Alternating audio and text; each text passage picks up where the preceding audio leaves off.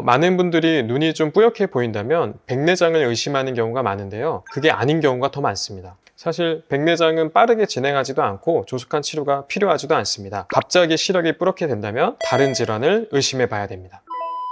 경우에는 영구적인 시신경 손상을 일으키고 시력의 저하뿐만 아니라 시야의 좁아짐 같이 영구적인 시력 손상을 일으킬 수 있습니다. 이렇게 보이는 게 아니라 이렇게 보일 수 있습니다. 그래서 오늘은 단순 눈 피로증이 아니라 조속한 치료가 필요한 질환들에 대해서 설명드리려고 하니 끝까지 시청해 주시면 감사하겠습니다. 안녕하세요. 저는 힐링안과에서 근무하고 있는 임성웅 원장입니다. 대부분은 눈 피로증이나 건조증 때문에 그럴 수 있지만 어떤 질환들은 조속한 치료가 필요하기도 하고 만약에 치료가 제때 이루어지지 않으면 영구적인 시력이나 시야 손상을 불러올 수도 있습니다. 가장 무서운 질환 중에 하나는 급성 녹내장에 의한 안압 상승입니다. 백내장이랑 녹내장은 이름은 비슷하지만 전혀 다른 질환입니다. 녹내장이란 질병은 안압이나 아니면 다른 혈류장애, 다른 전신적인 질환으로 인해서 시신경의 기능이 떨어지는 거고 시력이 떨어지는 게 아니라 시야가 점진적으로 좁아지게 되는 병입니다. 사람의 시기능을 평가하는 건 크게 두 가지가 있는데 첫 번째는 우리가 흔하게 이제 시력 검진을 하는 시력이 있고요. 두 번째는 이제 시야가 있습니다. 백내장은 시력이 떨어지는 병이고요. 녹내장은 시야가 좁아지는 병입니다. 대부분의 녹내장은 만성적으로 진행하고 천천히 진행하기 때문에 조속한 치료나 응급한 치료가 필요하지 않습니다. 그러나 녹내장의 종류 중에 급성 녹내장, 안압이 갑작스럽게 올라간 녹내장의 경우에는 안압이 갑작스럽게 올라가서 검은자의 기능이 떨어지게 됩니다. 검은자의 기능이 떨어지게 되면 눈의 항상성을 잃거나 투명한 검은자가 뿌옇게 변하기 때문에 시력 저하를 동반하게 됩니다. 급성 녹내장일 경우에는 갑작스러운 시력 저하를 호소하게 되고요. 또 이에 동반하여 안압이 높아지기 때문에 안통이나 두통을 동반하는 경우가 많습니다. 사실 사람의 검은자는 사실 검은자가 아니라 투명한 자입니다. 한국 사람들은 홍채가 검기 때문에 우리가 검은자로 보여지게 되는 거고 서양 사람들은 파랗게 보여지게 되는 것이죠. 그래서 그 검은자가 투명성을 잃지 않아야 우리가 잘 볼 수 있는 건데 안압이 올라가서 각막이 붓게 되면 내 안경이 마치 뿌옇게 간유리 낀 듯이 갑작스러운 시력 저하를 경험하게 됩니다. 이런 경우에 이제 병원에 내원하는 경우가 많은데 대부분 급성 녹내장에 의한 시력 저하는 내 시력 저하보다는 안통, 두통이 더 큰 호소를 하기 때문에 응급실이나 병원에 내원하시게 되면 이제 신경과적인 검진이나 머리 CT나 뇌 MRI 등을 찍으면서 안과적인 치료를 지체하게 되는 경우가 많습니다. 높은 안압으로 하루 이틀만 지속되게 하더라도 시신경의 기능이 영구적으로 손상될 수 있고 안압이 다시 정상으로 돌아온다 하더라도 손상된 시신경 때문에 내 시야가 좁아질 수 있습니다. 급성 녹내장이 와서 안압이 상승한다면 조속한 치료를 해서 안압을 낮춰줘야 합니다.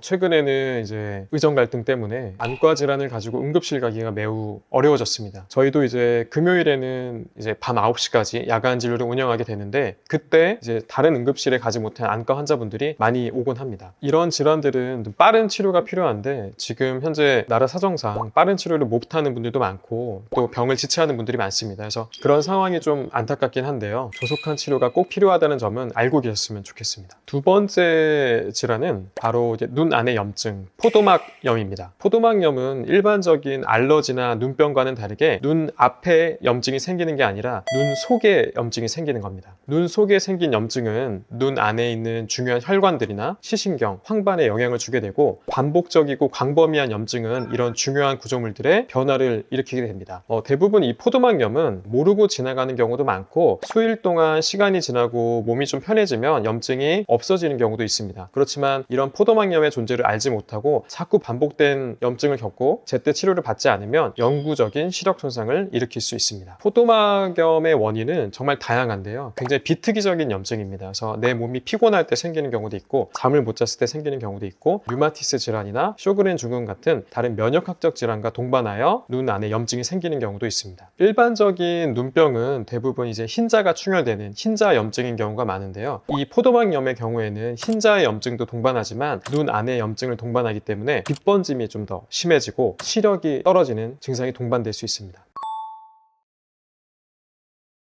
눈이 가려운 증상은 오히려 알러지나 그 다음에 눈병이 있을 때 눈 앞에 전완부라고 합니다. 눈 표면에 있는 염증 질환일 경우에 그런 가려움이나 이런 증상이 많이 생기고, 눈 안에 염증이 생겼을 경우에는 대부분 홍채 주위에 염증이 생기기 때문에 빛 자극에 의해서 내 홍채가 움직일 때 그때 통증을 느끼는 경우도 있고 빛 번짐이 심해지는 경우도 있습니다. 충혈이 되고 거기에다가 빛 번짐도 심해지고, 그리고 빛을 봤을 때 내 눈이 아프다거나 시력이 갑자기 저하된다면 이는 단순 알러지나 눈병을 의심하는 것보단 포도막염을 의심하고 가까운 안과에 내원하셔서 검사하시는 것이 좋겠습니다. 치료는 대부분 이제 안약으로 하지만 필요하다면 먹는 약을 먹기도 하고요. 눈 안에 주사 치료를 하는 경우도 있습니다. 눈이 자주 충혈되고 시력 저하가 반복적으로 일어난다면 꼭 안과에 내원하셔서 원인을 감별받아야 합니다. 갑자기 눈이 뿌옇게 보이는 가장 흔한 원인은 바로 건조증입니다. 대부분은 건조증이 눈이 마르고 내 눈이 뻑뻑하고 시리고 불편한 증상만 가지는 것으로 생각하는데요. 건조증이 만성적이고 그 다음에 반복되고 치료가 되지 못하면 각막 표면에 미란이 생긴다거나 염증을 동반하는 경우가 있습니다. 그런 경우에는 시력이 급격히 떨어질 수 있습니다. 대부분의 건조증은 이제 경하기 때문에 이런 시력 저하의 증상까지는 가지는 않지만, 만성적이고 반복적인 건조증을 앓고 계시는 분들은 시력 저하로 병원에 내원하신 분이 굉장히 많습니다. 특히 이제 모니터 작업을 많이 하시거나 아니면 눈을 많이 쓰는 직업을 갖고 계시거나 아니면 컬러 렌즈 아니면 소프트 렌즈를 많이 사용하는 분들은 검은 자가 쉽게 말하면 헐어서 내원하는 분들이 많거든요. 그래서 그런 분들은 각막염을 동반한 건조증 때문에 시력이 많이 떨어져서 내원하는 분들이 많습니다. 그래서 이런 각막염이나 심한 건조증을 제때 치료하지 않으면 각막에 혼탁이 남고 또 이 또한 영구적인 시력 저하를 일으킬 수 있기 때문에, 심한 건조증을 앓고 있거나 자꾸 반복적으로 시력이 떨어진다면 안과에 내원해서 꼭 검사해 보시는 게 좋겠습니다.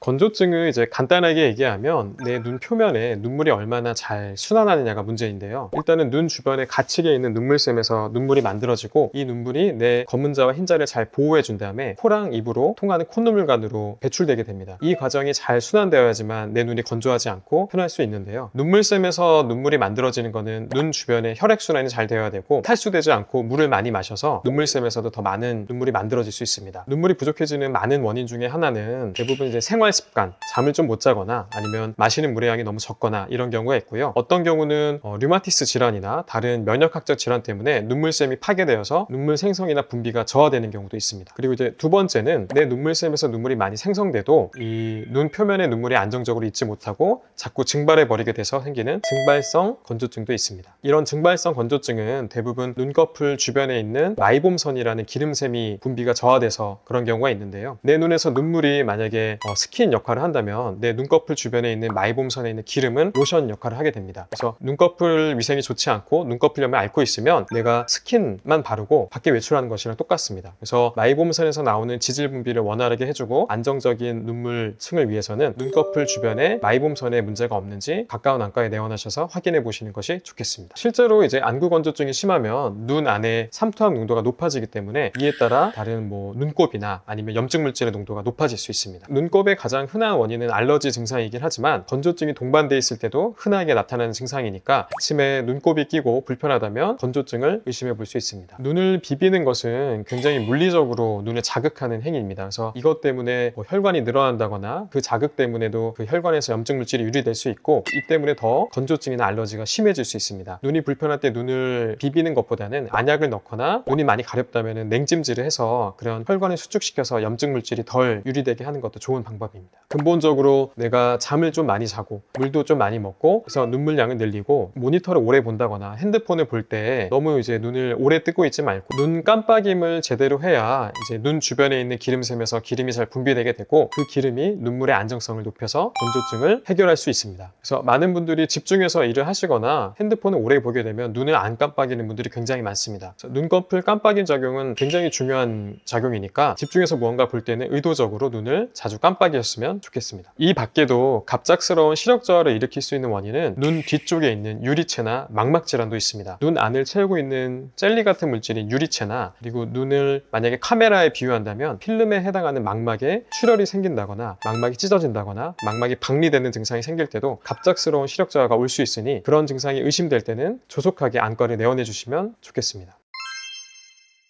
이렇게 뿌옇게 보이는 증상은 단순 눈피로증에 의해 일시적인 증상일 수도 있으나 정말 심각한 질환이나 그런 심각한 질환의 전조 증상일 수도 있으니 그런 증상이 있으면 안과에 내원하셔서 검사나 치료를 받으셨으면 좋겠습니다. 첫 번째, 갑작스러운 안압 손상을 동반하는 급성 녹내장. 두 번째, 눈 안에 반복적인 염증을 일으키는 포도막염. 세 번째, 가장 흔하지만 간과할 수 있는 안구 건조증. 그리고 네 번째는 유리체 망막에 생기는 출혈이나 망막 부종 혹은 박리 등은 조속한 치료가 필요할 수 있습니다. 그래서 오늘 말씀드린 내용을 바탕으로 증상이 있을 때는 조속한 치료를 받으셨으면 좋겠습니다. 영상 끝까지 시청해 주셔서 감사합니다.